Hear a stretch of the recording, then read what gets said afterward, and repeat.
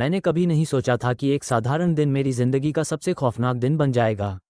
ये घटना 2 साल पहले हुई थी, जब मैं अपने कॉलेज की पढ़ाई के लिए दूसरे शहर में रह रही थी। उस दिन सुबह मेरी नींद जल्दी खुल गई। दिल में एक अजीब सी बेचैनी थी, पर मैंने ज़्यादा ध्यान नहीं दिया। मैंने सोचा शायद परीक्षा का तनाव होगा। मैंने जल्दी जल्दी तैयार होकर कॉलेज जाने का फैसला किया। रूममेट अभी सो रही थी, तो मैंने बिना उसे जगाए बैग उठाया और बाहर निकल गई।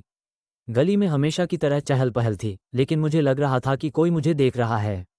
मैं पलटी, लेकिन कोई नहीं था। मैंने अपना कदम तेज कर दिया। जैसे ही मैं बस स्टॉप की ओर बढ़ी, मुझे पीछे किसी के कदमों की आहट सुनाई दी। अब तक मेरी धड़कन तेज हो चुकी थी। मैंने अपने कंधे के ऊपर देखा, एक आदमी काले जैकेट में था। उसकी चाल कुछ अजीब थी।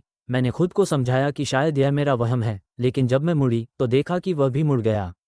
अब मैं लगभग भाग रही थी। बस स्टॉप करीब था, लेकिन वो आदमी भी मेरी ही दिशा में आ रहा था। जैसे ही मैं बस स्टॉप पर पहुंची, वहां कोई नहीं था। सड़क सुनसान थी। मैं घबराकर फ़ोन निकालने लगी, तभी उस आदमी ने मेरा बैग पकड़ लिया। मेरा दिमाग सुन्न हो गया, पर मैंने खुद को कमज़ोर नहीं पड़ने दिया। मैंने पूरी ताकत से उसका हाथ झटका और ज़ोर से चिल्लाई। मेरी चीख सुनकर पास की दुकान से 2 लोग दौड़कर आए। ये देखकर वह आदमी घबरा गया और भाग निकला। मेरी टांगें कांप रही थीं, लेकिन मैं बच गई थी।